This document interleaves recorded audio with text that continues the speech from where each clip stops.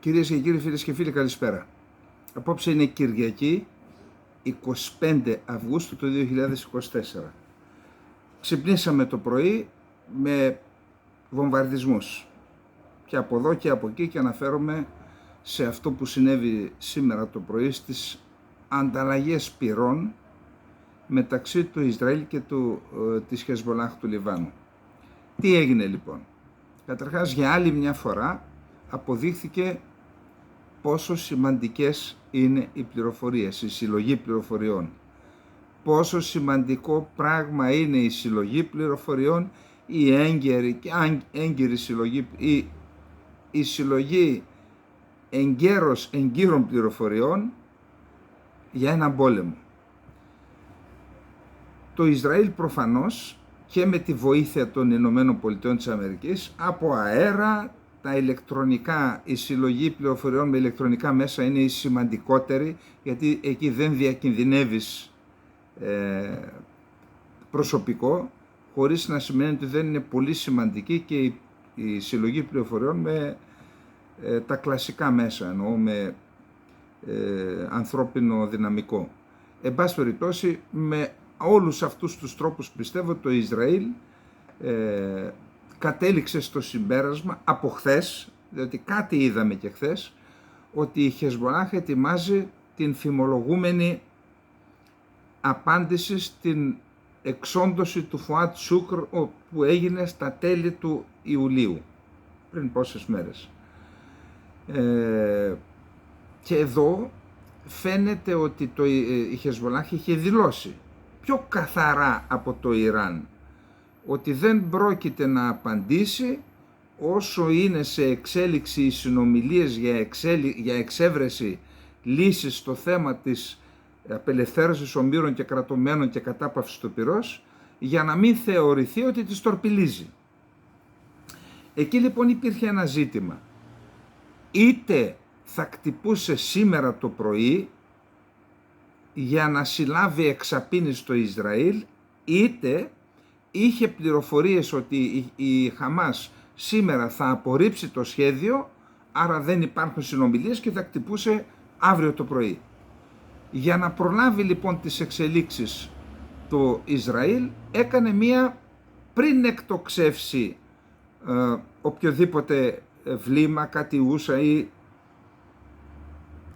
μη επανδρωμένο αεροσκάφος η Χεσμολάχ, 4,5 ώρα σήμερα το πρωί, 100 Ισραηλινά αεροσκάφη, που σημαίνει είναι μια πολύ μεγάλη αεροπορική επιχείρηση για τα δεδομένα της περιοχής, για το μέγεθος του Ισραήλ. Επιχείρηση με 100 αεροσκάφη είναι μια πολύ μεγάλη επιχείρηση. Πραγματοποίησε ένα προληπτικό πλήγμα στο Λίβανο για να προλάβει αυτά που σχεδίαζε η Χεσμολάχ, αυτά που σας προανέφερα. Θα σας πω ότι ήταν με βάση την άποψη του Ισραήλ.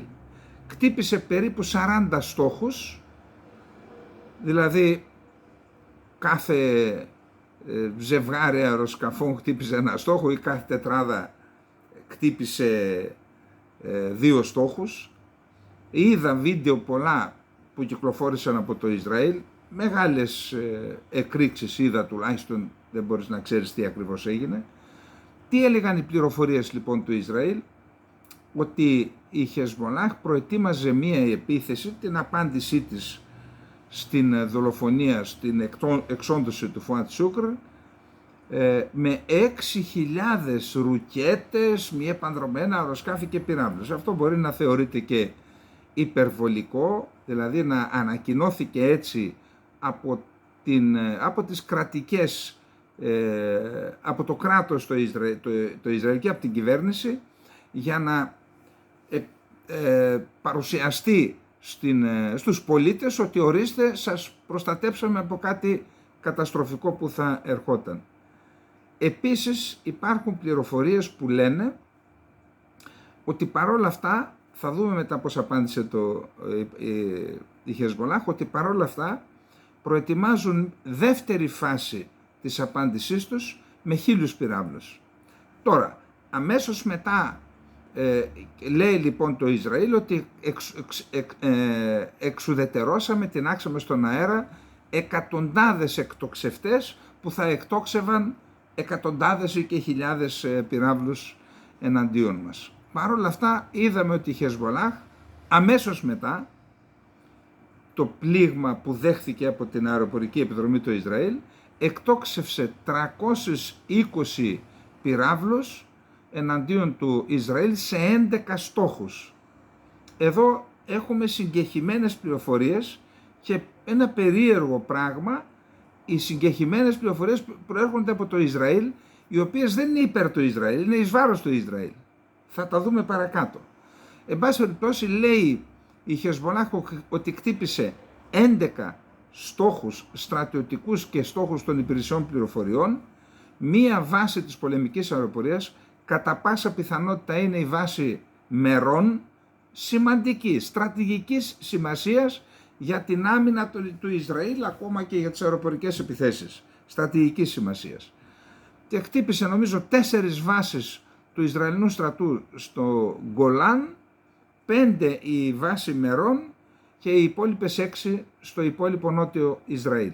Υπάρχουν συγκεχημένες πληροφορίες Ισραηλινών μέσων ενημέρωσης, ενώ η Χεσβολάχ κυκλοφόρησε ένα χάρτη, τον οποίο ο Χακ αύριο θα τον βάλει σε ένα κομμάτι που θα κάνει και θα τον δείτε, γιατί το πρόγραμμα που χρησιμοποιώ δεν μας δίνει τη δυνατότητα να τον ενθέσουμε. Αύριο που θα κόψει το κομμάτι θα τον δείτε. Εκεί λοιπόν η Χεσβολάχ, ενώ λέει δείχνει τον χάρτη με τους 11 στόχους, είναι στο βόρειο Ισραήλ. Τα Ισραηλινά μέσα μαζικής ενημέρωσης λένε ότι κτύπησε και στο Τελ Αβίβ, κτύπησε και στο κεντρικό Ισραήλ, και ένα περίεργο που δεν το αναφέρει επίσημα η Χεσβολάχ είναι ότι κτυπήσαν ένα πολεμικό πλοίο, πιθανόν πυραυλάκατος του Ισραηλινού πολεμικού ναυτικού, το οποίο το είδα να παίρνει και φωτιά. Είδα ένα βίντεο από Ισραηλινά μέσα μαζικής ενημέρωσης και ένα βίντεο που κυκλοφόρησε η Χεσβολάχ, αλλά δεν είδα επίσημα να μιλάει γι' αυτό. Τώρα, ένα μεγάλο μέρος φυσικά λέει η Χεσβολάχ ότι κτυπήσαμε στρατόπεδα και βάσεις εκτόξευσης πυράβλων του σιδηρού θόλου, του Iron Dome. Αυτά είναι τα επιχειρησιακά. Επαναλαμβάνω, η Χεσβολάχ λέει ότι ήταν πολύ επιτυχημένα όλα. Μάλιστα τώρα που κάνω την εκπομπή πρέπει να μιλάει ο Νασράλα. Στο τέλος θα σταματήσω, θα δω αν έχουμε πληροφορίες και στο τέλος, κλείνοντας την εκπομπή, θα σας πω τι λέει ο Νασράλα. Είπε ότι θα μιλήσει για την αποτελεσματικότητα της επίθεσης. Η Χεσβολάχ λέει ότι ήταν πετυχημένη η επίθεση και την ίδια στιγμή λέει ότι δεν ήταν πετυχημένα τα πλήγματα της Ισραηλινής πολεμικής αεροπορίας. Από την άλλη πλευρά το Ισραήλ λέει ότι εξουδετερώσαμε τα περισσότερα μη επανδρομένα αεροσκάφη και βλήματα πυράβλους που στόχευαν το βόρειο Ισραήλ. Έχουμε ελάχιστες απώλειες. Ο Νετανιάχου επέβαλε σιωπητήριο στην κυβέρνηση και στο κόμμα του. Δεν θα μιλήσετε, δεν θα πείτε τίποτα για την επιχείρηση. Είπε όποιοι μας προκαλούν πόνο θα τους προκαλούμε και εμείς πόνο, και άφησε να εννοηθεί. Αναφέρεται εδώ, θα δούμε παρακάτω, αναφέρονται κινήσεις μονάδων τεθωρακισμένων και μηχανοκίνητων μονάδων προς βορρά, κοντά στα σύνορα με το Ισραήλ, και είπε δεν τελειώσαμε εδώ, θα έρθουν κι άλλα. Άφησε να εννοηθεί ότι θα έχουμε μία εισβολή του Ισραήλ μέσα στο νότιο Λίβανο. Απ' την άλλη πλευρά ο Μικάτι, ο πρωθυπουργός του Λιβάνου, ζήτησε να σταματήσει, να πάμε σε αποκλιμάκωση. Το ίδιο ζήτησε και ο ΟΗΕ και η διοίκηση της UNIFIL, που είναι η οικιανόκρανη του ΟΗΕ, εκεί στην περιοχή όπου γίνονται και οι εχθροπραξίες. Είχαμε δήλωση από το Λευκό Οίκο που είπε ήμασταν ενήμεροι εκ των προτέρων για το προληπτικό αεροπορικό πλήγμα του Ισραήλ, που σημαίνει ότι υπήρχαν οι πληροφορίες και οι ανταλλαγές. Επίσης οι Αμερικανοί λένε ότι δώσαμε πληροφορίες στο Ισραήλ για αυτή την επιχείρηση Είχαμε τηλεφωνική επικοινωνία του Yoav Gallant με τον Όστιν, τον ομόλογό του τον Αμερικανό, και είδαμε και ένα μη επανδρωμένο αεροσκάφος MQ-4, αν δεν κάνω λάθος, συλλογής πληροφοριών, αλλά από αυτά που η αξία τους είναι δεκάδες εκατομμύρια, μπορεί και πάνω από 100 εκατομμύρια, να είναι στην περιοχή, πιθανότητα γι' αυτό, από χθες και σήμερα. Πάντως μέτρησα τα πλοία του Αμερικανικού πολεμικού ναυτικού, αν δεν κάνω λάθος είναι 16 στην περιοχή. Τα μισά στην Ανατολική Μεσόγειο και τα άλλα μισά στον Περσικό κόλπο, όλα διατεταγμένα με τέτοιο τρόπο που δίνουν μήνυμα και στη Χεσμολάχ, στο Λίβανο, αλλά και στο Ιράν. Το ένα αεροπλανοφόρο είναι εδώ σε εμάς, το άλλο είναι στον Περσικό κόλπο. Επαναλαμβάνω, αυτά δίνουν ένα μήνυμα στο Ιράν, θα δούμε παρακάτω τι γίνεται με το Ιράν.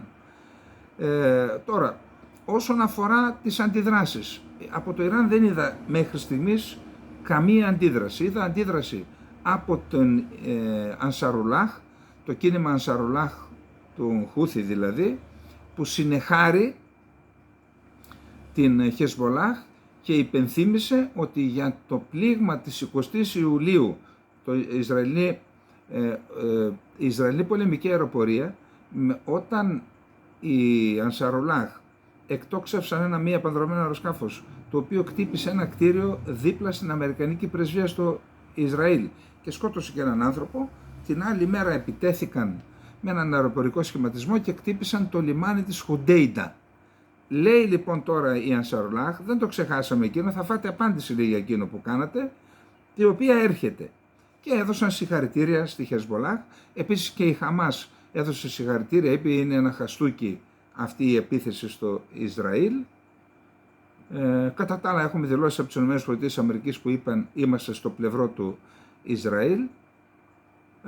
Όσον αφορά το Ιράν, είχαμε κάποιες δηλώσεις που υπενθυμίζουν και λέει ο πρώην διοικητής των φρουρών της Επανάστασης λέει πρέπει να είναι πολύ καλά υπολογισμένοι, να τα λάβουμε υπόψη όλα η απάντηση του Ιράν και τις οικονομικές επιπτώσεις, άρα υπάρχουν και δεύτερες σκέψεις εκεί, να δούμε πώς θα καταλήξει και αυτή η κατάσταση. Κατά τα άλλα είχαμε πάλι αψιμαχίες στη Γάζα, 3 νεκροί στρατιώτες Ισραηλινοί, αξιωματικοί μάλιστα λέει ήταν. Αυτά σε γενικές γραμμές. Να δούμε τώρα επακριβώς τις δηλώσεις που πρέπει να τι ακριβώς έγινε. Λοιπόν, ο Νετανιάχου προειδοποίησε ότι η χώρα του δεν έχει πει την τελευταία λέξη με τα προληπτικά πλήγματα που εξαπέλυσε σήμερα τα ξημερώματα εναντίον της Χεσμολάχ, προκειμένου να αποτρέψει μία ευρείας κλίμακας επίθεση του σιητικού κινήματος. Πριν 3 εβδομάδες εξουδετερώσαμε τον διοικητή της Χεσμολάχ και σήμερα αποτρέψαμε τα επιθετικά σχέδιά της, είπε ο Νετανιάχου στην έναρξη του Υπουργικού Συμβουλίου. Σύμφωνα με τον Ισραηλινό Πρωθυπουργό, η αντιαεροπορική άμυνα του Ισραήλ αναχέτησε όλα τα μη επανδρομένα και όλες αεροσκάφη και όλες τις ρουκέτες που εξαπέλυσε η Χεσμολάχ εναντίον του Ισραήλ. Παράλληλα, ο Νετανιάχου δήλωσε ότι η Χεσμολάχ και το Ιράν θα πρέπει να γνωρίζουν ότι η απάντηση που έδωσε το Ισραήλ ήταν ακόμα ένα βήμα προς την αλλαγή της κατάστασης στο βορρά και την ασφαλή επιστροφή των κατοίκων που έφυγαν από τα σπίτια τους, επιστροφή στα σπίτια τους. Ένα βήμα, άρα θα ακολουθήσει κι άλλο. Αυτό δεν είναι το τέλος της ιστορίας. Τώρα, για να δούμε τι γίνεται. 4:30 λοιπόν το Ισραήλ εξαπέλυσε την πιο μαζική αεροπορική επιδρομή του στο Λίβανο από την έναρξη του πολέμου. Μετά από αυτό, μισή ώρα μετά, άρχισαν οι βομβαρδισμοί του Βορείου Ισραήλ από τη Χεσμολάχ. Μέχρι σήμερα οι Ισραηλινές επιδρομές έχουν πλήξει περισσότερες από 4/12 περιοχές στο νότιο Λίβανο, μέχρι τώρα δηλαδή, και άρματα μάχης και άλλα τεθωρακισμένα οχήματα του Ισραήλ κινούνται κοντά στα σύνορα του Λιβάνου, ενώ οι αεροπορικές επιδρομές συνεχίζονται. Η Χεσμολάχ, όπως είπαμε, απάντησε με 320 ρουκέτες και είπε ότι αυτό ήταν μόνο η πρώτη φάση της επίθεσης στο Ισραήλ ως αντίπεινα στη δολοφονία του Φουάτ Σούκρ. Είπαμε ότι για τους στόχους που χτυπήθηκαν, ο Ισραηλινός στρατός ανέφερε ότι η Χεσμολάχ ετοιμαζόταν να εκτοξεύσει 6.000 ρουκέτες και πυράβλους σήμερα το πρωί, επενέβημεν αμέσως με 100 μαχητικά αεροσκάφη και καταστρέψαμε τους περισσότερους εκτοξευτές. Ο Ισραηλινός στρατός λαμβάναμε βοήθεια πληροφοριών από αμερικανικές στρατιωτικές βάσεις στη Μέση Ανατολή. Είδα ένα βίντεο όπου ο Νετανιάχου ήταν στο επιχειρησιακό στρατηγείο των ενόπλων δυνάμεων του Ισραήλ μαζί με τον Υπουργό Άμυνας τον Γκάλαντ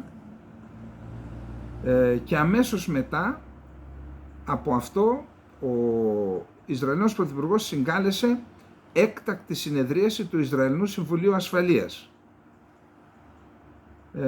Τώρα, είπαμε πάλι σύμφωνα με Ισραηλινές πηγές ότι ετοιμάζεται η Χεσμολάχ για τη δεύτερη φάση της απάντησης με 1.000 ρουκέτες και εκατοντάδες μη επανδρομένα αεροσκάφη, τα οποία θα πλήξουν το Ισραήλ σε βάθος, όχι, δεν θα περιοριστούν στο βόρειο Ισραήλ.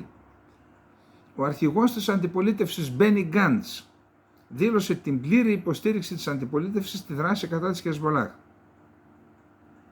Ο Γιόαβ Γκάλαντ κήρυξε κατάσταση έκτακτης ανάγκης για 48 ώρες μετά την προληπτική επίθεση και της πολεμικής αεροπορίας στο Ισραήλ και την επίθεση της Χεσμολάχ. Πάντως, για να απαντήσει στις 5 η ώρα, 4.30 χτύπησαν οι Ισραηλοί, για να απαντήσει στις 5 η ώρα, αυτά δεν γίνονται με ένα πατάς ένα κουμπί, σημαίνει ότι οι πληροφορίες ήταν ακριβείς και ότι ήταν έτοιμοι να χτυπήσουν. Απλώς κάποιες εξέδρες καταστράφηκαν και μπόρεσαν να χτυπήσουν με 320 πυράβλους. Όντως θα ήταν μεγαλύτερης έκτασης. Είναι εκτίμησή μου αυτή. Λευκός οίκος. Είχαμε εκ των προτέρων γνώση για την επίθεση της Χεσμολάχ. Το Ισραήλ ενημέρωσε την Ουάσιγκτον εκ των προτέρων για το προληπτικό χτύπημα στο Λίβανο, αναφέρει το ιστοσελίδα Axios. Εκπρόσωπος του Εθνικού Συμβουλίου Ασφάλειας τον ΗΠΑ, ο Κίρμπι. Ο πρόεδρος Biden παρακολουθεί στενά τα γεγονότα στο Ισραήλ και τον Λίβανο. Υπουργός Άμυνας τον ΗΠΑ Όστιν. Επιβεβαιώνουμε την ακλόνητη δέσμευση των ΗΠΑ να υπερασπιστούν το Ισραήλ έναντι οποιονδήποτε επιθέσεων από το Ιράν και τους περιφερειακούς εταίρους και πληρεξουσίους του. Είπαμε ότι μίλησε ο Γκάλαντ τηλεφωνικά με τον Όστιν. Ένα μη επανδρωμένο αεροσκάφος MQ-4C έχει σταλεί στην περιοχή για να παρέχει υποστήριξη πληροφοριών στον Ισραηλινό στρατό, από τις ΗΠΑ εννοείται. Ισραηλινά μέσα ενημέρωσης ανέφεραν ότι η Χεσμολάχ έχει βάλει στο στόχαστρο τη Μοσάντ, τη Σινμπέτ και το Αρχηγείο Πληροφοριών του στρατού στο Τελ Αβίβ. Μεταξύ των περιοχών που δέχτηκαν επίθεση από τη Χεσμολάχ ήταν και το αρχηγείο της Μοσάντ, αναφέρει το Ισραηλινό ιστότοπος Ynet. Εγώ δεν είδα στο χάρτη που δημοσίευσε η Χεσμολάχ. Το κανάλι 12 του Ισραήλ, που είναι αντιπολιτευόμενο στον Νετανιάχου. Μεταξύ των στόχων της Λιβανικής Χεσμολάχ ήταν το αρχηγείο της Μοσάντ και η μονάδα πληροφοριών 8200 του Ισραηλινού στρατού. Η Γεντιώθα Χρονότ επικαλέστηκε αναλυτές, σύμφωνα με τους οποίους οι πρόσφατες επιθέσεις της Χεσμολάχ στις Ισραηλινές υποδομές ήταν εξαιρετικά επιτυχημένες. Σας είπα ότι πιο πολύ από τα Ισραηλινά μέσα παίρνουμε αντιφατικές πληροφορίες που είναι εις βάρος του Ισραήλ. Δεν μπορώ να καταλάβω τι γίνεται. Ο Οργανισμός Ραδιοφωνίας και Τηλεόρασης του Ισραήλ, επικαλούμενος πολιτική πηγή, ανέφερε ότι η Χεσμολάχ επιτέθηκε σε στρατηγικές εγκαταστάσεις στο κεντρικό Ισραήλ. Δεν το είδα αυτό στο χάρτη που δημοσίευσε η Χεσμολάχ. Η Χεσμολάχ του Λιβάνου ανακοίνωσε ότι οι μαχητές της αντίστασης στόχευσαν έναν ειδικό στρατιωτικό στόχο στα κατεχόμενα με αεροπορική επίθεση και οι λεπτομέρειες αυτής της επιχείρησης θα ανακοινωθούν σύντομα. Μέχρι τώρα που είναι 7 η ώρα το απόγευμα δεν ανέφερε τίποτα η Χεσμολάχ. η πρώτη ανεπιβεβαίωτη εικόνα πολεμικού πλοίου που στόχευσε η Χεσμολάχ. Σας το είπα. Ισραηλινό πολεμικό πλοίο στην Ανατολική Μεσόγειο χτυπήθηκε από βλήματα Χεσμολάχ, σκοτώνοντας ένα μέλος του πληρώματος και τραυματίζοντας αρκετούς, μετέδωσαν Ισραηλινά μέσα μαζικής ενημέρωσης. Η εφημερίδα η αραβική Al-Arabi. Η Χεσμολάχ χτύπησε 2 σημαντικούς στόχους στο Τελ Αβίβ. Εβραϊκά μέσα ενημέρωσης. Συμβουλεύουμε τον Νετανιάχου και τα όργανα ασφαλείας να αποκαλύψουν ποιοι ευαίσθητοι στόχοι χτυπήθηκαν από τη Χεσμολάχ πριν τους αποκαλύψει ο Νασράλα. Γιατί τώρα που μιλάμε πιθανόν να κάνει τις ανακοινώσεις του. Η Χαμάς είπαμε ότι είπε συγχαρητήρια, το ίδιο και η Εμένη. Ο διοικητής του σώματος στο φρουρό της Επανάστασης, Χουσέιν Σαλαμί. Θα ακούσετε καλά νέα για την απάντησή μας προς το Ισραήλ, αν θέλει ο Θεός. Χαρέτζ. Το Ιράν μπορεί να μην αντεπιτεθεί τώρα εναντίον του Ισραήλ, σύντομα, καθότι οι αξιωματούχοι Ιρανοί υπενήσονται ότι ο χρόνος είναι με το μέρος μας, υποδεικνύοντας μία υπολογισμένη επίθεση.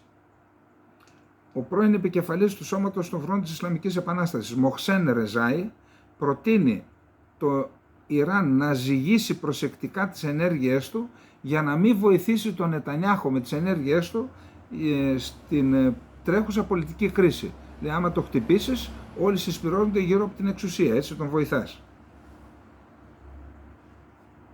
Τηλεφωνική επικοινωνία του Υπουργού Εξωτερικών της Αιγύπτου, του Αμπντελάτη, με τον νέο Υπουργό Εξωτερικών του Ιράν, τον Αράγτσι.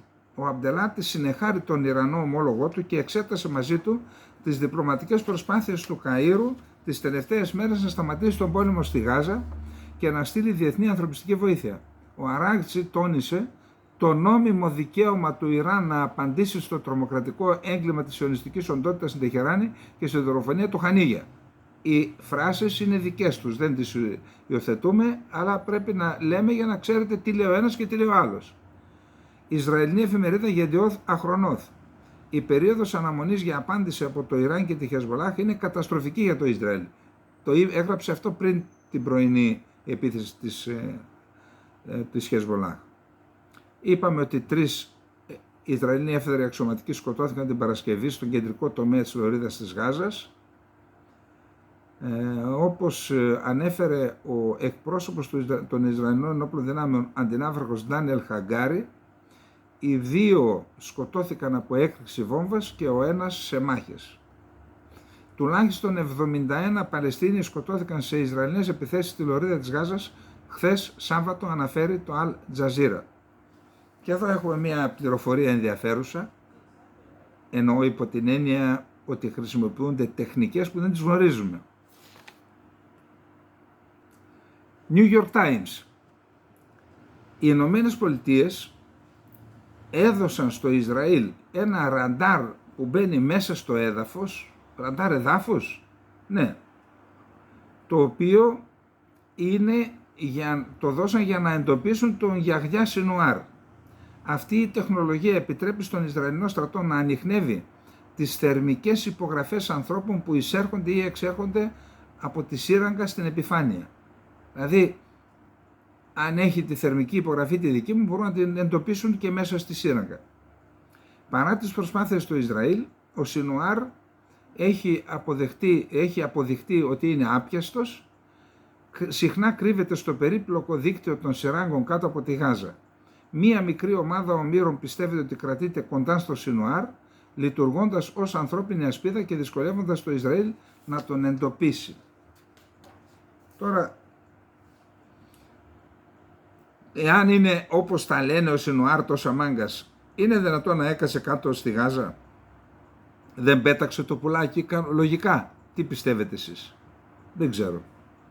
Δεν έχω ιδιαίτερες πληροφορίες για το θέμα, αλλά εκτιμώ ότι ακριβώς επειδή έχει την πιο νευραλγική θέση τώρα, είναι ο ηγέτης της Χαμάς, θα έπρεπε να είναι κάπου που να είναι ασφαλής. Εκεί κάτω δεν είναι. Πάμε λοιπόν τώρα κάτω να δούμε τι γίνεται στην Αίγυπτο. Ο επικεφαλής της Μοσάντ, Νταβίδ Μπαρνέα θα ηγηθεί Ισραηλινής αντιπροσωπείας και θα συνεχίζει σήμερα δηλαδή, τις συνομιλίες στο Κάιρο με σκοπό να συναυθεί συμφωνία κατάπαυσης του πυρός ανάμεσα στο Ισραήλ και τη Χαμάς. Μετέδωσε η ραδιοφωνία των Ισραηλινών ενόπλων δυνάμεων, επικαλούμενοι διπλωματικές πηγές της.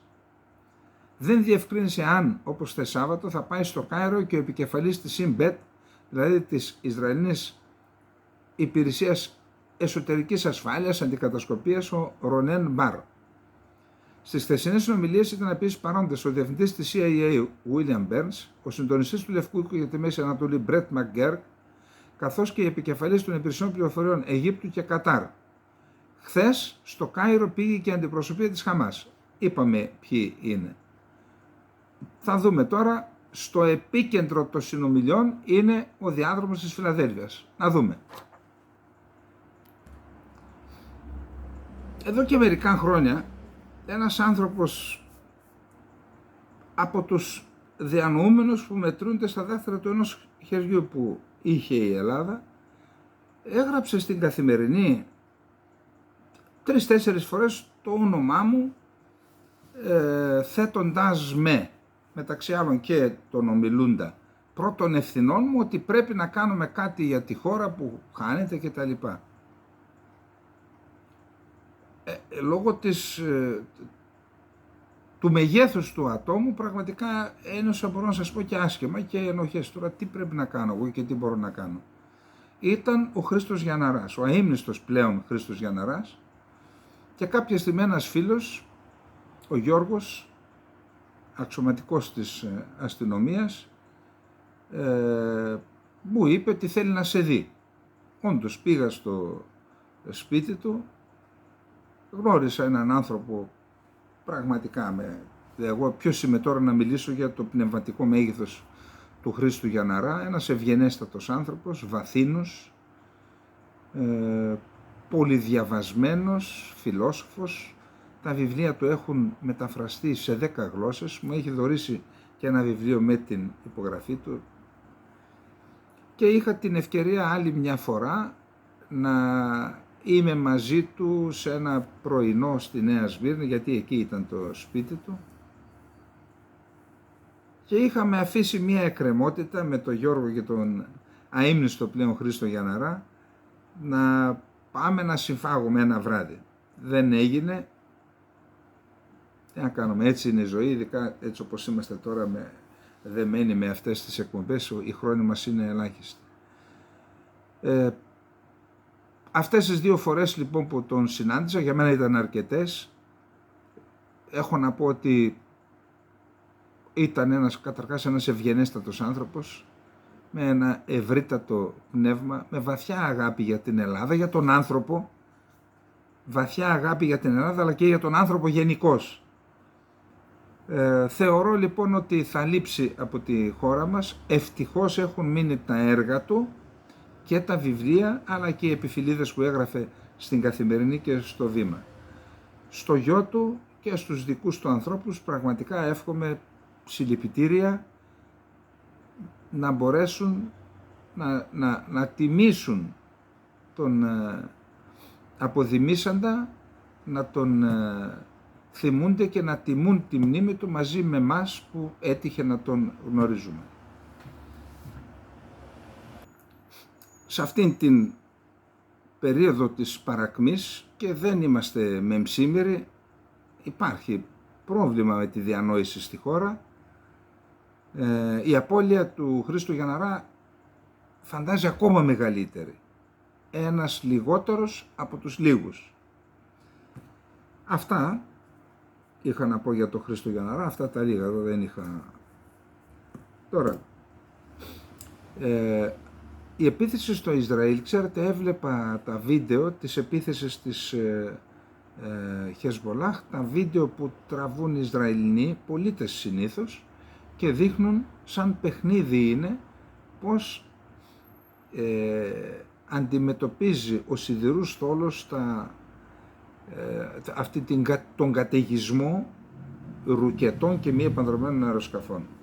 Παρόλα αυτά, παρότι το Ισραήλ είναι ο πρώτος διδάξας για να προστατέψει. Είναι μια μικρή χώρα περιτριγυρισμένη από απειλές, που είναι ο πρώτος διδάξας. Έχει τη βοήθεια των Ηνωμένων Πολιτειών της Αμερικής για να προστατεύει τον εναέριο χώρο του.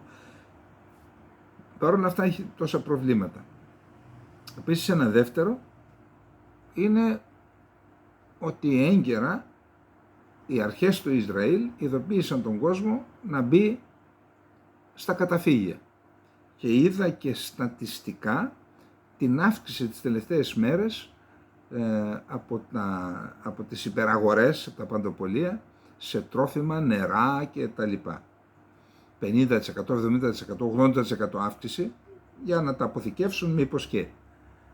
Εδώ λοιπόν αυτοί οι δύο παράγοντες, η αντιαεροπορική άμυνα, αντιπυραυλική άμυνα, αλλά και η προστασία των πολιτών, είναι ένα ζήτημα που δεν ξέρω εάν απασχολεί τα νησιά μας και τον Εύρο. Είμαστε εκεί αποχαυνομένοι και όλα αυτά γίνονται τη στιγμή που η άλλη πλευρά δεν το κρύβει. Θα δείτε μετά στο τέταρτο θέμα τι είπε πάλι ο Ερντογάν κατά την καθέλκυση του νέου υποβρυχίου του Πυρηρέης. Εδώ λοιπόν θα πρέπει η Ελλάδα να κινηθεί. Ξέρετε, αυτή η κυβέρνηση, είπαμε τα καλά, τα κακά. Έπαθε το πατατράκ με το Roots Race και τρεχάτε ποδαράκια μου να μην αυτό, έτσι, και πήραμε τα Ραφάλ και τις Μπελαρά. Δεν φτάνουν αυτά. 5 χρόνια ένα όπλο ελληνικής κατασκευής το είδατε να εμφανίζεται? Και τι, άμα το πήραν, τα κρύβουν? Τα όπλα δεν είναι να τα κρύβεις. Τα όπλα είναι για να τα δείχνεις, γιατί τα όπλα δεν τα έχουμε για πόλεμο. Τα όπλα τα έχουμε για την αποτροπή, για να μην γίνει πόλεμος. Αυτό δεν καταλαβαίνουν ορισμένοι ιδεολειπτικοί που είναι, όχι κύριοι, τα όπλα δεν τα έχουμε για να κάνουμε πόλεμο. Τα όπλα τα έχουμε για να μην γίνει πόλεμος. Το άλλο, το βούτυρο ή η κανόνια, εκείνο φέρνει τον πόλεμο στην πόρτα μας. Εδώ λοιπόν η ελληνική κυβέρνηση έχει, δεν ξέρω τι κάνουν, χωρίς λεφτά, χωρίς να δοθούν λεφτά στην βιομηχανία, την αμυντική βιομηχανία, είτε την κρατική είτε την ιδιωτική, δεν πρόκειται να παρουσιαστεί όπλο. Βρείτε τρόπο και παρουσιάστε επιτέλους κάτι, γιατί θα στεναχωρηθείτε μετά με αυτά που θα πούμε για το τι παρουσίασε ο Ερντογάν. Τώρα, ο Φιντάν 29 του μηνός πηγαίνει στις Βρυξέλλες. Πράσινο φως άναψε και η Ελλάδα και η Λευκοσία και η Κύπρος.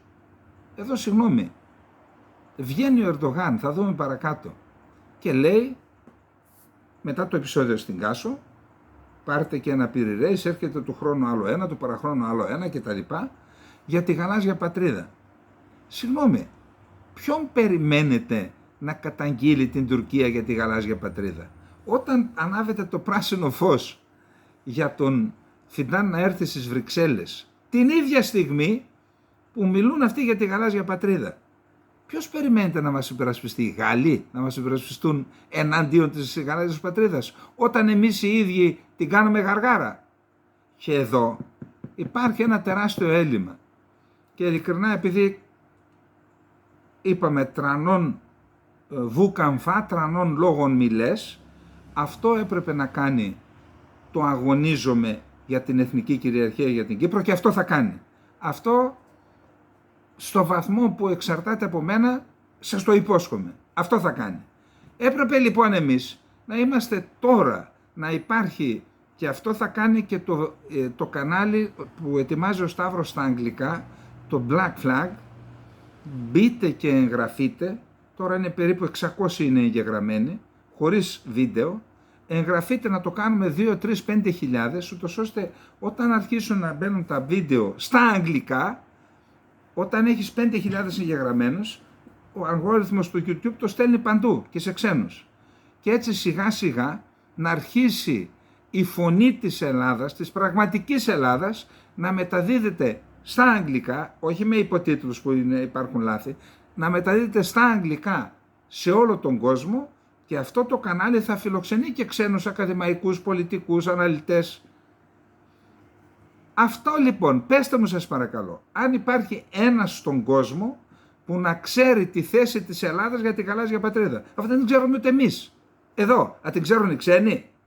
Έχετε ακούσει κανέναν να καταδικάζει επισήμως αυτή την αθλιότητα που λέγεται γαλάζια πατρίδα? Εγώ άκουσα Τούρκους πρέσβεις να λένε τι παραμύθι είναι αυτό. Τι ανοησία είναι αυτή. Έχετε ακούσει κανένα να τη λέει από εδώ πέρα εννοώ επίσημο να την καταδικάζει, να την καταγγέλει, να γίνεται κανένα διάβημα? Και ανταυτού καλούμε το Φιντάν. Μετά τι να σου πει ο Ευρωπαίος, να σου δώσει δίκιο, δε.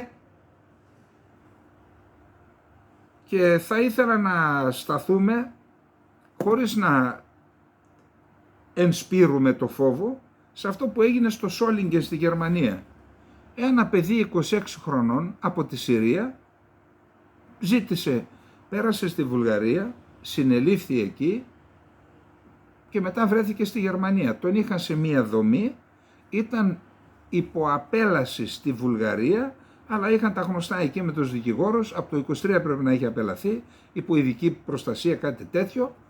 Βγήκε από τη δομή, πήγε σε ένα φεστιβάλ, τώρα ακούστε, δεν είναι αστείο. Πήγε σε ένα φεστιβάλ, έσφαξε 3 ανθρώπους και άλλοι 4 είναι σε κρίσιμη κατάσταση. Και αυτό επικαλούμενος τη σφαγή που γίνεται στα παιδιά στη Γάζα. Και το Ισλαμικό κράτος ανέλαβε την ευθύνη και αυτός πήγε, παραδόθηκε μόνος του με τα ρούχα που έσφαξε. Τώρα συγγνώμη, στέλνεις το παιδί σου ή πηγαίνεις και εσύ ο ίδιος σε ένα φεστιβάλ, σε μια γιορτή και να έρθουν να σε σφάξουν? Τι είναι αυτό το πράγμα? Και αν υπάρχει αγριότητα στην Γάζα, που υπάρχει, και αν ευθύνεται η γερμανική κυβέρνηση, που πιθανόν ευθύνεται, τι φταίει ο άνθρωπος που έφαγε τη μαχαιριά? Εδώ λοιπόν πρέπει αυτό το ζήτημα της μετανάστευσης πραγματικά να απασχολήσει τη χώρα σοβαρά.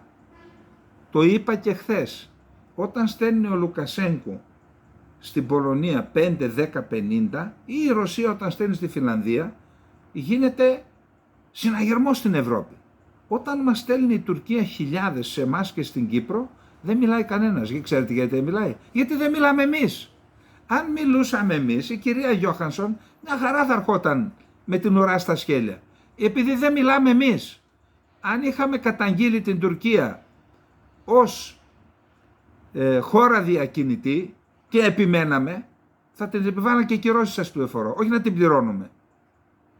Και υπόψη είναι ότι ο Φιντάν, σας έχω για αύριο για αυτό το θέμα, ο Φιντάν στην απάντησή του στην πρόσκληση που του έστειλαν αφού ανάψαμε εμείς πράσινο φως, ζητάει από την Ευρώπη και τα ρέστα για το κείμενο συμπερασμάτων του 2019 που καταδικάζει την Τουρκία και επιβάλλει και κάποιες κυρώσεις και σε θεσμούς και σε πρόσωπα για τις παράνομες γεωτρήσεις στην Κύπρο.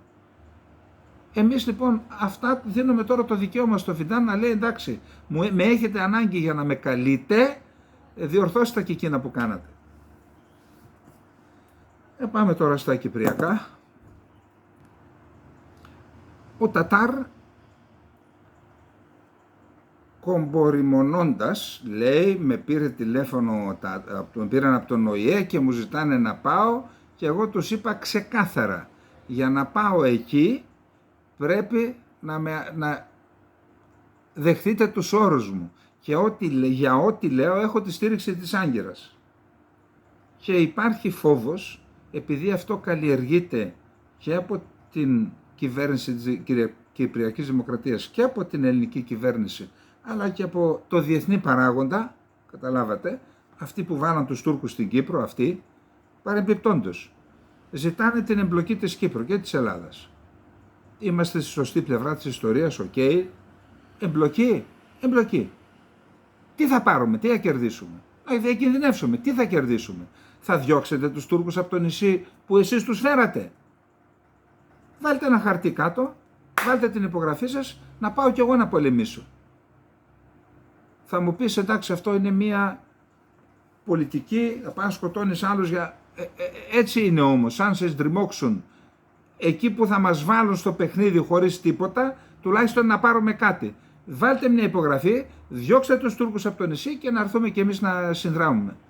Κατά τα άλλα, τι είναι αυτό το πράγμα? Πάλι θα δώσουμε χωρίς να πάρουμε τίποτα? Πάλι? Πάμε να δούμε τώρα τι λέει στο άρθρο γνώμης η σημερινή. Έφτασαν τα σπουδαία νέα. Ο κατοχικός ηγέτης Ερσίν Τατάρ δήλωσε ότι του τηλεφώνησε ο ίδιος ο Γκουτέρες για επανέναρξη των συνομιλιών το Σεπτέμβρη. Και τι το απήντησε, λέει, σε πλήρη συνεννόηση με την Τουρκία? Ότι αυτό θα συμβεί μόνο όταν γίνει δεκτή η ισότιμη κυριαρχία και δύο κράτη. Τι θέλει λοιπόν? Χωρίς ισότιμη κυριαρχία που οδηγεί σε δύο κράτη, συνομιλίες γιοκ. Και πώς θα ήταν δυνατόν να στρωθεί αυτός ο δρόμος? Όπως εξηγεί ο ίδιος, μέσω μέτρων οικοδόμησης εμπιστοσύνης. Άλλο παραμύθι αυτό. Μέτρα οικοδόμησης εμπιστοσύνης χρειάζονται, αλλά τα μέτρα τα παίρνει αυτός ο οποίος έχει πλήξει την εμπιστοσύνη. Και αυτός είναι ο εισβολέας. Εμείς δηλαδή που έχουμε υποστεί την εισβολή, εμείς θα αποκαταστήσουμε την εμπιστοσύνη? Πώς? Με άλλες υποχωρήσεις? Ναι, προσέξτε τώρα λοιπόν. Μέσω των ΜΟΕ, δηλαδή με το άνοιγμα του παράνομου αεροδρομίου του Τύμπου, που σημαίνει άρση του λεγόμενου εμπάργου, με χωριστό FIR και ένα αέριο χώρο του ψευδοκράτους, καθώς και διεθνή εκπροσώπηση. Και τι άλλο προσέθεσε για να σβήσει τις ψευδαισθήσεις? Ξέρετε ότι για ό,τι πράττει και λέει είναι στη συνεννόηση με την τουρκική ηγεσία, το Υπουργείο Εξωτερικών και τους τεχνοκράτες του τουρκικού Υπουργείου Εξωτερικών. Τι θα πρέπει να υποθέσουμε αν ακούσουμε ότι θα αρχίσουν οι συνομιλίες? Ότι προφανώς έχουν γίνει δεκτές οι τουρκικές αξιώσεις και ότι θα γίνει ο τετραγωνισμός του κύκλου. Με άλλα λόγια, θα αλλάξει η βάση των συνομιλιών και από τη μία θα είναι τα δύο συνιστώντα κράτη με πολιτική ισότητα και από την άλλη η ισότιμη κυριαρχία δύο κρατών. Θα κινηθούμε δηλαδή από τη μία τουρκική θέση που ήταν η διζωνική δικοινοτική, δικιά τους θέση ήταν, αφού την κατέκτησαν πάνε ένα βήμα μπροστά τώρα, πάνε σε δύο κράτη. Από την μία τουρκική θέση λοιπόν στην άλλη και στην νομιμοποίηση των διχοτομικών τετελεσμένων της κατοχής και της εισβολής, που δεν είναι τίποτα άλλο από τον πληθυσμιακό, διοικητικό και γεωγραφικό διαχωρισμό της Κύπρου εντός ενός πολιτιακού μοντέλου που ακόμη κι αν ονομαστεί Ομοσπονδία, Δικοινοτική κτλ, στην ουσία θα είναι συνομοσπονδία, δηλαδή δύο κράτη. Επί σειρά ετών τι ήταν η ονομασία Ομοσπονδία? Ήταν το φύλλος οικής για τη διχοτόμηση και τη συνομοσπονδία. Εφόσον οι Τούρκοι κέρδισαν στο Κραν Μοντανά την Ομοσπονδία, τώρα θέλουν να αφαιρέσουν και το τελευταίο φύλλος οικής και να αφήσουν τα πάντα γυμνά για να βιάσουν την Κυπριακή Δημοκρατία και την αξιοπρέπειά μας για άλλη μια φορά 50 χρόνια μετά το 1974, για να μας εξευτελίσουν μπροστά στα μάτια όλου του κόσμου και του ΟΗΕ και της Ευρωπαϊκής Ένωσης, που γίνονται, όπως και ο Πρόεδρος καθώς και ο Έλληνας Πρωθυπουργός, συνένοχοι σε αυτόν τον βιασμό. Κύριε Μητσοτάκη, συνένοχος, θα πάρετε μαύρο στίγμα πάνω σας με αυτό το έγκλημα που πάτε να διαπράξετε. Πώς το επιτρέπουν? Πώς μπορούν να κοιμούνται ήσυχοι τα βράδια? Δεν τους ενδιαφέρει πώς θα μείνει το όνομά του στην ιστορία? Μάλλον πρόκειται για υψηλά νοήματα. Άλλα τους ενδιαφέρουν, κύριε Χατζικοστή. Άλλα, πώς θα βολέψουν τα παιδιά, τα εγγόνια και τα δυσέγγονά τους.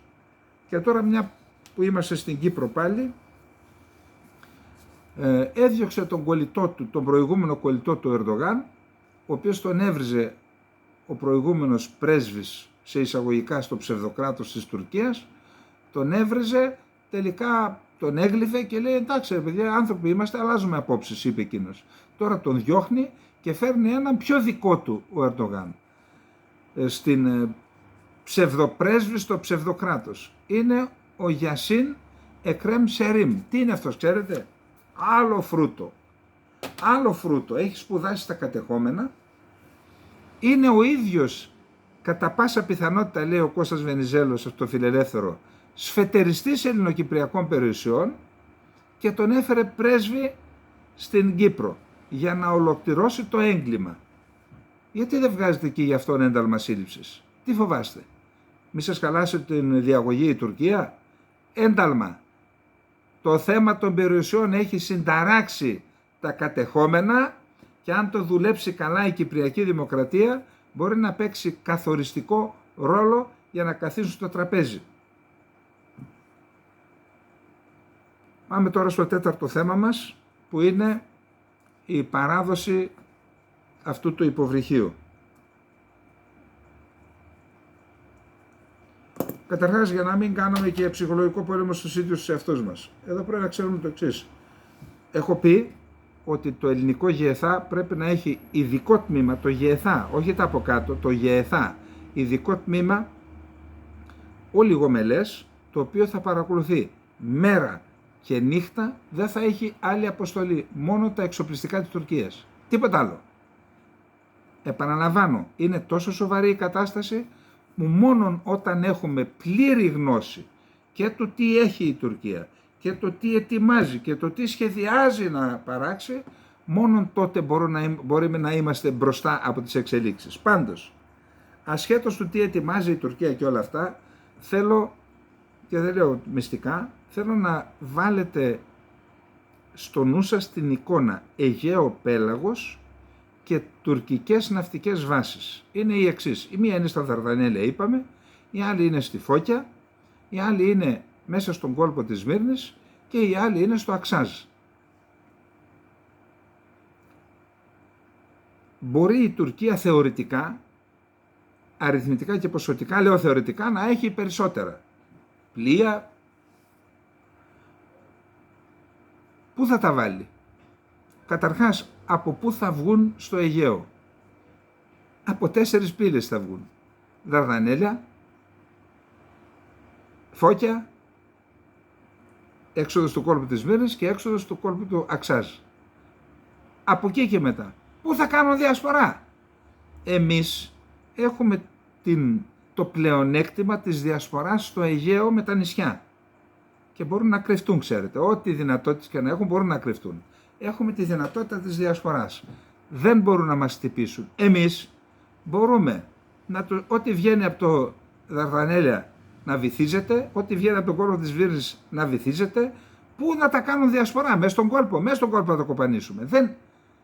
Άρα, επειδή, προσέξτε, δεν θέλω να κατηγορώ κανέναν, αλλά ο τρόπος με τον οποίο παρουσιάζονται τα εξοπλιστικά της Τουρκίας από μερικούς σταθμούς ή και πρόσωπα είναι τέτοιος που έχω διαπιστώσει. Μου το λένε άνθρωποι, εσύ αυτοί έχουν τόσο πολλά, τι να κάνουμε? Μήπως δεν μπορούμε να τα βγάλουμε πέρα? Όχι. Δεν είναι μόνο τα όπλα, είναι και η γεωγραφία. Η γεωγραφία είναι με το μέρος μας. Η γεωγραφία είναι με το μέρος μας και γι' αυτό θέλω να την ανατρέψουμε τη γαλάζια πατρίδα. Πάμε να δούμε τώρα τι λέει ο τύπος.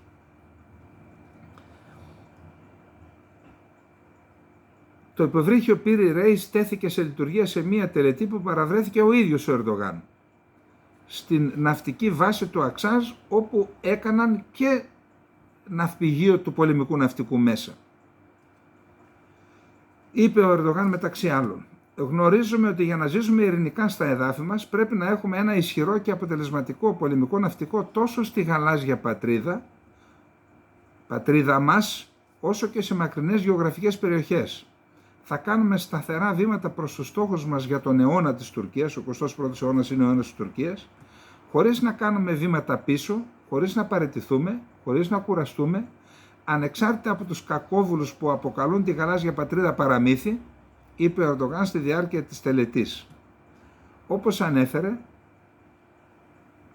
δεν παραιτείται του προκλητικού δόγματος της γαλάζιας πατρίδας, ο Ερντογάν, και είπε: θα ενισχύσουμε τη δύναμη του ναυτικού μας θέτοντας όλα τα υποβρύχια μας σε λειτουργία έως το 2029. Οι αντίπαλοι μας ακολουθούν με φόβο τα βήματα μας. Παρακολουθούν, λέει, με φόβο τα βήματα που κάνουν. Με αυτό το πλευρό να κοιμάσαι. Όχι με φόβο, σας παρακολουθούμε για να ξέρουμε πώς θα απαντήσουμε. Όχι με φόβο. Είπε: σκοπεύουμε, ο Ερντογάν, να θέσουμε σε λειτουργία το υποβρύχιο Χζρ Ρέις το 2025 και το υποβρύχιο Μουράτ Ρέις το 2026. Ενώ διαμήνυσε ότι κανείς δεν πρέπει να αμφιβάλλει ότι θα συνεχίσουμε να κάνουμε ό,τι είναι απαραίτητο για ισχυρές τουρκικές ένοπλες δυνάμεις στην ξηρά, στον αέρα και στη θάλασσα. Και παντού. Από το 2002 από το 2002 που ανέλαβε το ΑΚΠ, προσπαθούμε να ενισχύσουμε τις τουρκικές ένοπλες δυνάμεις σε κάθε τομέα με σύνθημα «Ισχυρή Τουρκία, ισχυρός στρατός». Οι αντίπαλοι μας ακολουθούν τα βήματα που κάνουμε σήμερα εδώ με φόβο. Οι προσπάθειές μας για την ενίσχυση της ναυπηγικής μας υποδομής θα συνεχιστούν. Στο μέλλον θα έχουμε ένα ναυπηγείο και στη Μερσίνα. Τα δικαιώματα και τα συμφέροντά μας στις υπερπόντιες περιοχές επιρροής θα προστατεύονται με τα αεροσκάφη μας και στο εθνικό μας αεροπλανοφόρο, με το αντιτορπιλικό αεράμινας που ετοιμάζει τώρα να ναυπηγείται, η κατασκευή του οποίου θα ξεκινήσει στο ναυπηγείο της Κωνσταντινούπολης. Θα εξασφαλίζουμε σταδιακά την αεράμινα της χώρας μας μέσα από τη θάλασσα. Σας είπα, πρέπει να τα παρακολουθούμε βήμα προς βήμα και σκεφτείτε το γεωγραφικό πλεονέκτημα, το πλεονέκτημα που μας δίνει η κατοχή του Αιγαίου. Οι Ηνωμένες Πολιτείες της Αμερικής.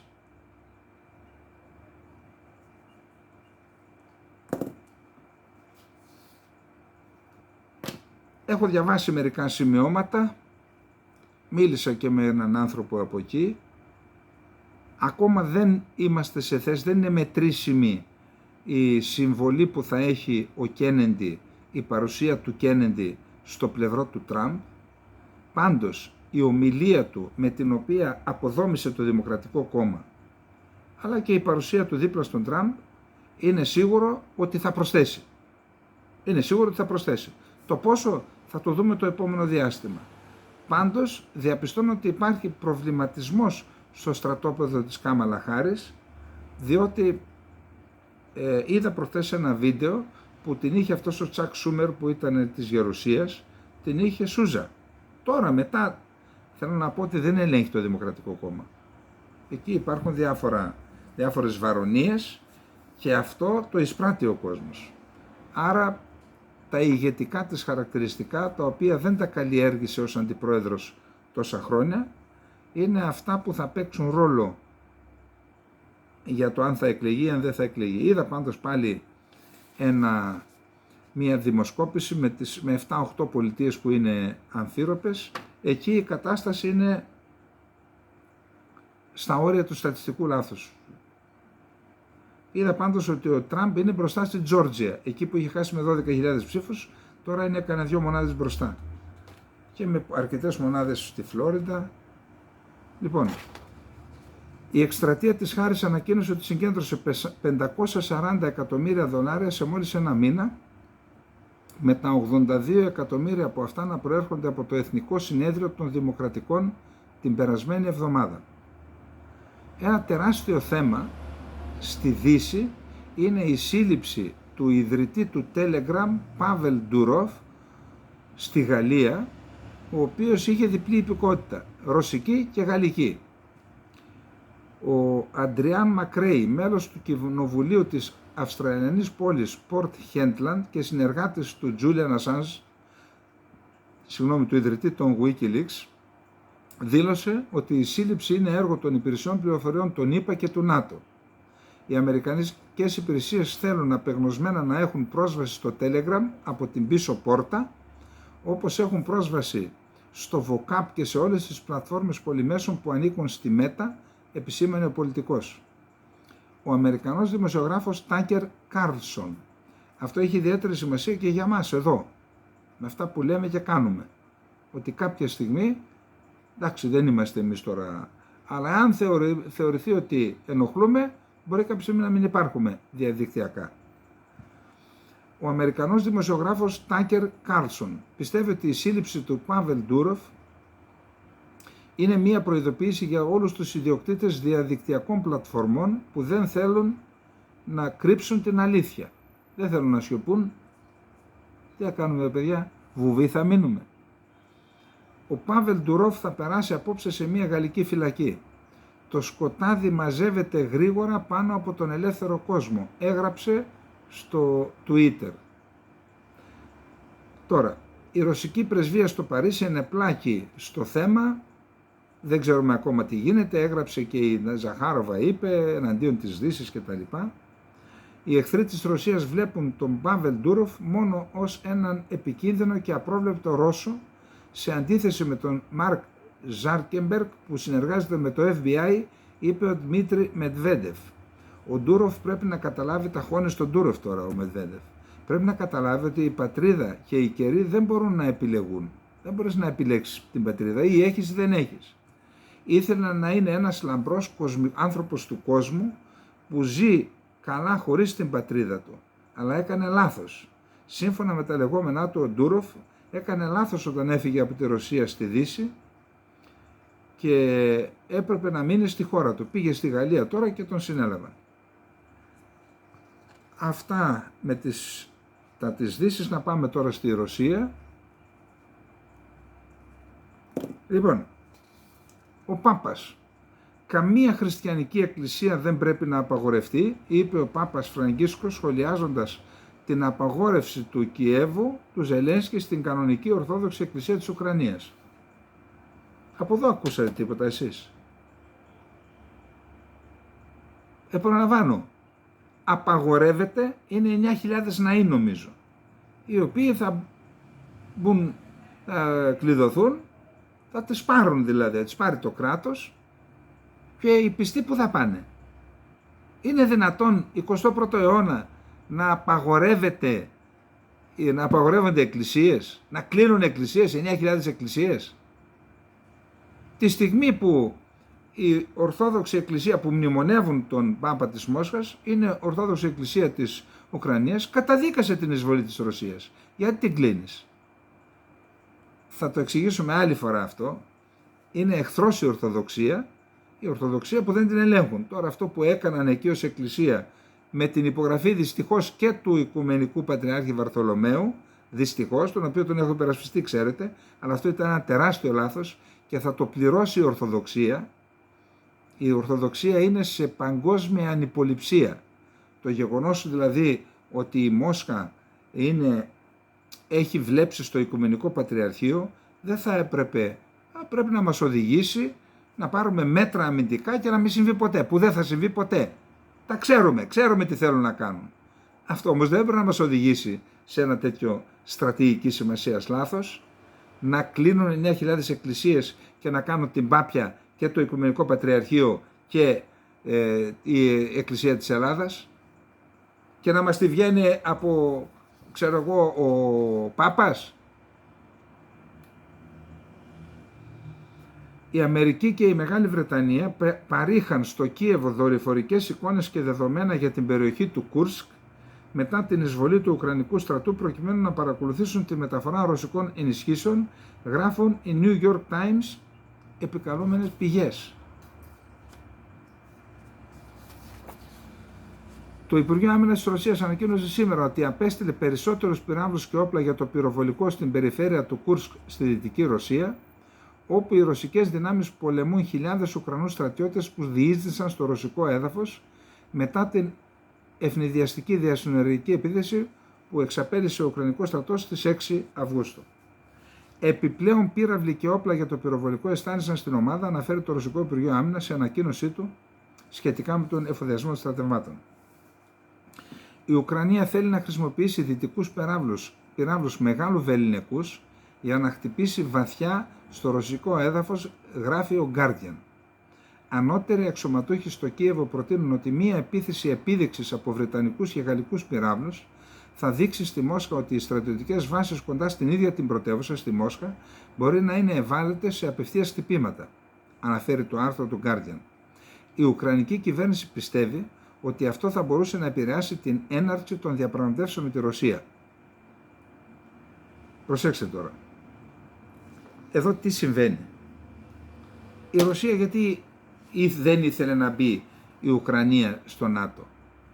Για να μην τοποθετηθούν πύραυλοι νατοικοί και να μην κινδυνεύει η πρωτεύουσά της. Συγγνώμη, με αυτό που κάνουν, μήπως προσδίδουν λογικοφάνεια στα επιχειρήματα της Ρωσίας? Μήπως δηλαδή τους επιβεβαιώνουν? Δηλαδή τώρα που όντως μπορεί να φτάσουν στην πρωτεύουσα, λέει η Μόσχα, ορίστε, ακριβώς γι' αυτό δεν θέλω να μπει στο ΝΑΤΟ και δεν θα μπει ποτέ. Και θα κάνω τον μπαν για να μην μπει ποτέ. Δηλαδή, τι κάνουνε, δεν έχουν πολιτικούς αναλυτές να εξετάσουν τις ενέργειές τους για να μην νομιμοποιήσουν σε εισαγωγικά την ρωσική εισβολή στην Ουκρανία, δεν έχουν αναλυτές. Για να δούμε πώς θα εξελιχθούν τα πράγματα. Οι ΗΠΑ δεν σχεδιάζουν να παραδώσουν τα μαχητικά αεροσκάφη F-16 στην Ουκρανία στο εγγύς μέλλον. Στο εγγύς μέλλον, δήλωσε ο διοικητής πολεμικής αεροπορίας των ΗΠΑ, Φρανκ Κένταλ. Δεν ξέρω κάτι τέτοιο, αλλά η ιδέα δεν αποκλείεται, είπε ο πτέραρχος. Οι τρέχουσες ανάγκες της Ουκρανίας θα καλυφθούν μέσω της βοήθειας σε F-16 που παρέχουν οι χώρες του ΝΑΤΟ, δηλαδή η Δανία και η Ολλανδία, είπε ο επικεφαλής πολεμικής αεροπορίας των ΗΠΑ. Δήλωσε του Πούτιν, η Δύση μας παρασύρει στον Τρίτο Παγκόσμιο Πόλεμο και ο Κινέζος πρόεδρος Σι Τζίνπινγκ θα επισκεφθεί τον Οκτώβριο τη Ρωσία στη Σύνοδο Κορυφής των BRICS. Τέλος, ο Ζελένσκι δήλωσε ότι διεξάγονται συζητήσεις με τη Σαουδική Αραβία, το Κατάρ, την Τουρκία και την Ελβετία σχετικά με το ποια χώρα θα φιλοξενήσει τη δεύτερη ειρηνευτική διάσκεψη για τον τερματισμό του πολέμου στη χώρα του.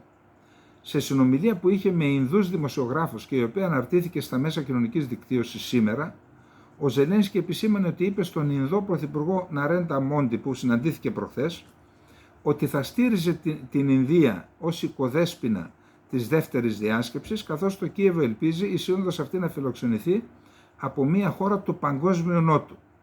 Αλλά θέλω να είμαι ειλικρινής, και αυτό δεν ισχύει μόνο για την Ινδία, αλλά και οποιαδήποτε χώρα θα έβλεπε θετικά τη φιλοξενία μιας δεύτερης διάσκεψης. Δεν θα μπορέσουμε να πραγματοποιήσουμε μια ειρηνευτική διάσκεψη σε μια χώρα που δεν έχει υπογράψει ακόμα το ανακοινωθέν της πρώτης που έγινε στην Ελβετία. Η Ινδία δεν το υπέγραψε, έτσι λέει, υπόγραψε το τώρα, υπόγραψε το. Στην προστακτική δεν βάζουμε αύξηση, έτσι. Αυτό δεν λέγαμε στη γραμματική στο γυμνάσιο. Υπόγραψε λοιπόν τώρα και θα σε βάλω και σένα στις χώρες που μπορεί να φιλοξενήσουν. Ο Ζελένσκι πρόσθεσε εξάλλου ότι συζήτησε όλα τα σημεία του ανακοινωθέντος και της προηγούμενης ειρηνευτικής διάσκεψης με τον Μόντι κατά τη διάρκεια της συνάντησης που έγινε προχθές Παρασκευή στο Κίεβο. Λοιπόν, αυτά είχαμε να πούμε για απόψε. Θα περιμένουμε να δούμε τι γίνεται στο Κάιρο και τι είπε και ο ηγέτης της Χεσμολάχ. Μισό λεπτό να δω και θα επανέλθω. Τελικώς έχουμε μια σύνοψη αυτών που είπε ο Νασράλα.